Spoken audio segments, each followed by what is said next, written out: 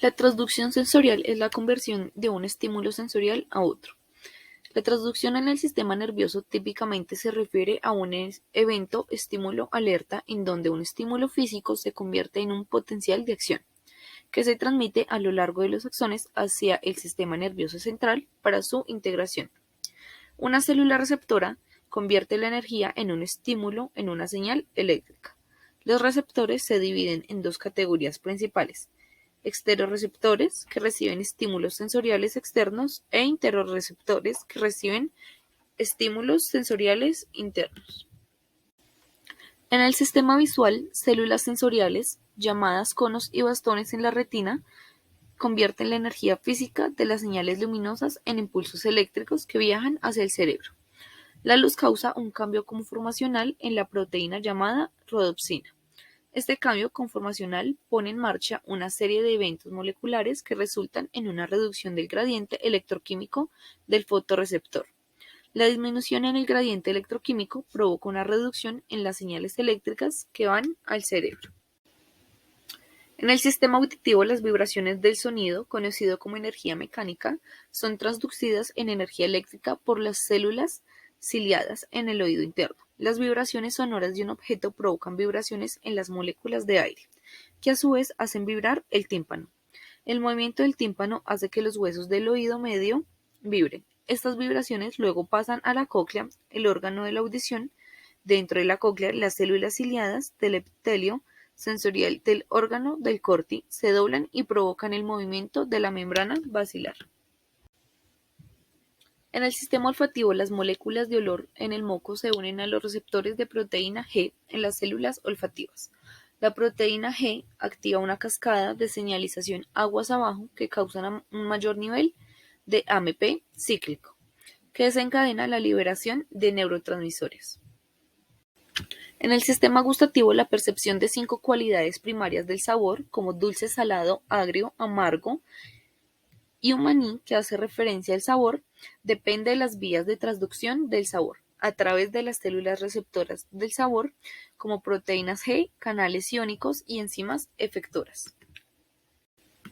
En el sistema somatosensorial, la transducción sensorial implica principalmente la conversión de la señal mecánica, como presión, compresión de la piel, estiramiento, vibración a impulsos electroiónicos a través del proceso de mecanotransducción. También incluye la transducción sensorial relacionada con la termopercepción y la nocicepción.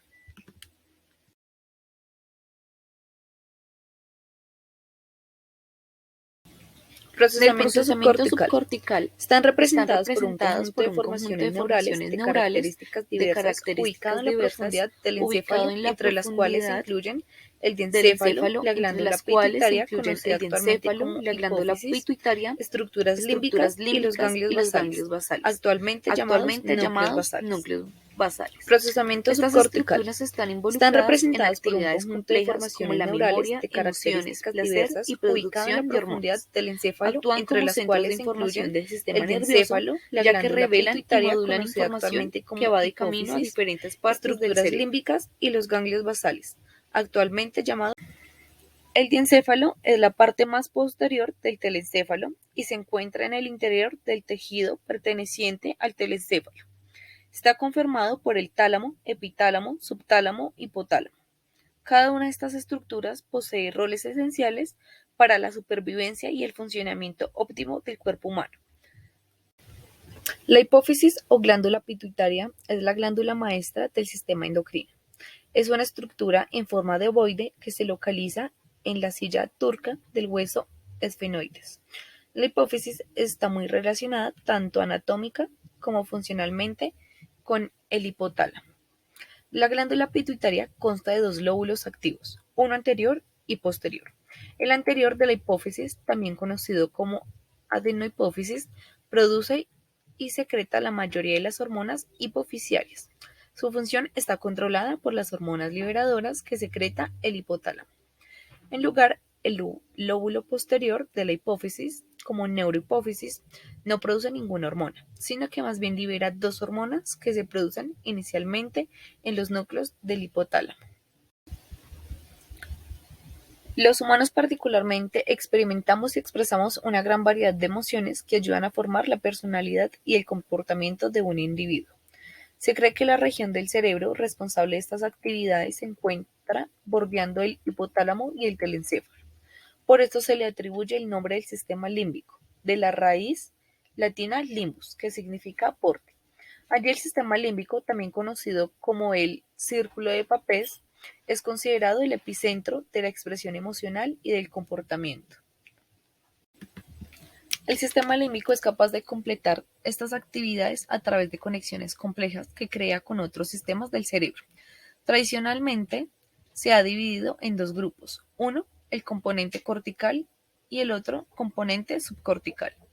El cortical comprende el neocórtex, la corteza orbofrontal y el hipocampo, acompañado de la corteza insular y los giros subcalloso y parahipocampal. La región cortical también es conocida como el lóbulo límbico, al lugar de que el componente subcortical, por otro lado, incluye la amígdala cerebral, el bulbo olfatorio, los núcleos septales, el hipotálamo y los núcleos anterior y dorsomedial del tálamo. Esta región trabaja en conjunto con el lóbulo límbico. Los ganglios basales o núcleos basales son un grupo de estructuras que se encuentran en la profundidad de la sustancia blanca del encéfalo. Forman una parte del sistema motor extrapiramidal y trabajan en conjunto con los sistemas piramidal y límbico. Los ganglios basales constan de 5 pares de núcleos subcorticales: núcleo caudado, putamen, globo pálido, núcleo subtalámico y sustancia negra. Estos núcleos están agrupados en conjuntos más grandes. Estos conjuntos se dividen en no estriado, que además consiste en estriado dorsal formado por el núcleo caudado y el putamen, estriado ventral formado por el núcleo accumbens y el tubérculo olfatorio. Esta parte del estriado es considerada perteneciente al sistema límbico. Por otro lado está el globo pálido, que consta de un segmento interno y un segmento externo. También está el núcleo subtalámico y la sustancia negra.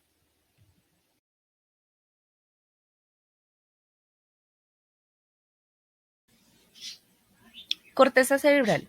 Esta hace referencia a la parte exterior del cerebro, la cual está formada por una fina capa de tejido nervioso, la cual envuelve la superficie de ambos hemisferios. Esta está formada por 6 capas de células, la cual cada una de ellas cumple con unas funciones específicas. Estas capas son: capa molecular, capa granular externa, capa piramidal externa, capa granular interna, capa piramidal interna o ganglionar y capa multiforme o polimórfica. La capa molecular, también conocida o llamada como capa plexiforme, es la capa más superficial de la corteza cerebral. Se trata de una capa sináptica compuesta por una densa red de fibras nerviosas, las cuales derivan de dendritas de células piramidales y fusiformes. La capa granular externa es la segunda región más superficial del córtex y se encuentra por debajo de la capa molecular. Esta contiene un gran número de pequeñas células piramidales y estrelladas. Por este motivo, la capa granular externa se encuentra interconectada con las diferentes regiones del córtex. La capa piramidal externa recibe su nombre del tipo de células que la componen, las células piramidales. Estas células dirigen sus axones hacia otras zonas de la corteza y hacia otros destinos subcorticales en forma de fibras de proyección, asociación y comisurales. Al contrario, la capa granular interna se conoce como la capa 4. Esta se conoce así porque contiene células granulares que pertenecen a plexos locales en canasta y candelero, siendo todas ellas neuronas inhibitoras. En esta capa se encuentran también células estrelladas espinosas, las cuales también contienen dendritas basales y neuronas en las capas 3 y 4. La capa piramidal, ganglionar o interna, contiene células piramidales muy grandes y de tamaño mediano. Entre las células piramidales hay células estrelladas y de Martinotti. Además, hay un gran número de fibras dispuestas horizontalmente que forman la banda interna de Bailey. Por otro lado, La capa multiforme o capa polimórfica, allí, aunque la mayoría de las células son fusiformes, muchas son células piramidales modificadas cuyo cuerpo celular es triangular u ovídeo. Las células de Martinotti también son conspicuas en esta capa. Las agnosias visuales consisten en la dificultad para el reconocimiento visual de objetos u otras categorías relacionadas como personas, objetos o colores, estando suficientemente conservada la agudeza visual y la capacidad de rastreo, así como las funciones mentales superiores y el lenguaje visual.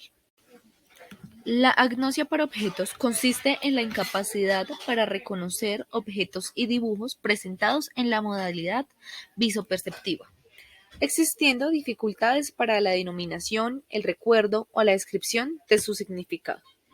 Por otro lado, encontramos también la simultagnosia. Esta es la incapacidad para interpretar el significado de un dibujo u objeto de una manera global, estando preservada la capacidad para percibir sus partes de manera aislada. Allí el sujeto percibe las imágenes como un conjunto de detalles aislados sin conexión. Otra es la prosopagnosia. Allí este cuadro produce una reacción de sorpresa y extrañeza en los allegados al paciente, ya que impide reconocer el rostro de sus familiares y seres queridos a pesar de que no existan dificultades visuales aparentes.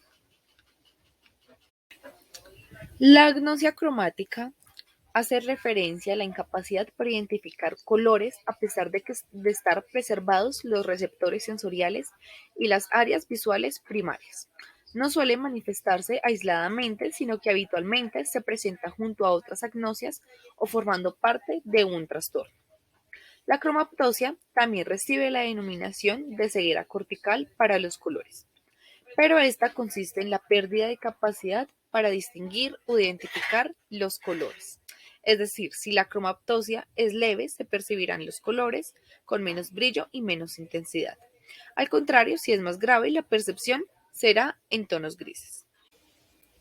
Las agnosias auditivas hacen referencia a las lesiones del lóbulo temporal, además de producir deficiencias sensoriales en la codificación de estímulos auditivos. Pueden provocar agnosias auditivas que se definen como una dificultad para reconocer el significado de estímulos acústicos no verbales. Este trastorno de la amusia está denominado como una amusia sensorial. Es un déficit adquirido que afecta la capacidad para el reconocimiento de las características de la música, como el tono, el ritmo o la melodía. Esta incapacidad para el reconocimiento musical se presenta en personas con audición normal en compañía de afasia o de sordera verbal pura. También la agnosia para los sonidos.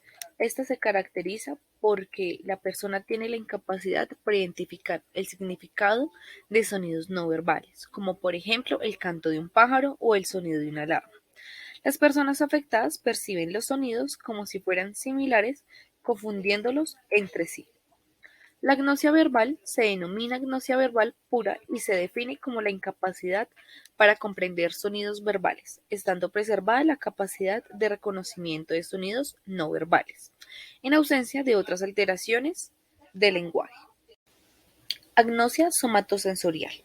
Esta se trata de trastornos producidos por lesión de áreas somestésicas situadas en las zonas parietales posteriores, estando preservados los receptores sensoriales para el tacto, así como las áreas somestésicas primarias de la corteza parietal. Asterognosia es la pérdida de capacidad para reconocer las cualidades físicas de un objeto mediante el tacto, como el peso, tamaño, forma, densidad o textura, en ausencia de hipoestesia. Está causada por lesiones de la corteza somestésica asociada correspondiente a las áreas 5 y 7 del lóbulo parietal.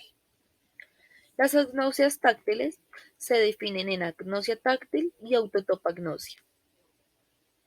La agnosia táctil en general habla que es una modalidad de asterognosia de menor gravedad causada por la lesión de las áreas 39 y 40, que impide reconocer los objetos mediante el tacto, estando preservadas las áreas primarias. Barognosia es la incapacidad para estimar el peso de un objeto cuando se coloca en la mano afectada y está producida por accidentes vasculares que afectan a las áreas parietales de asociación. La autotopagnosia es un trastorno del esquema corporal que impide reconocer las partes del cuerpo bajo órdenes o mediante la imitación. Las personas afectadas son incapaces de identificar o tocar partes del cuerpo ante una orden verbal, pudiendo manifestarse el problema ante el espejo o sobre el examinador.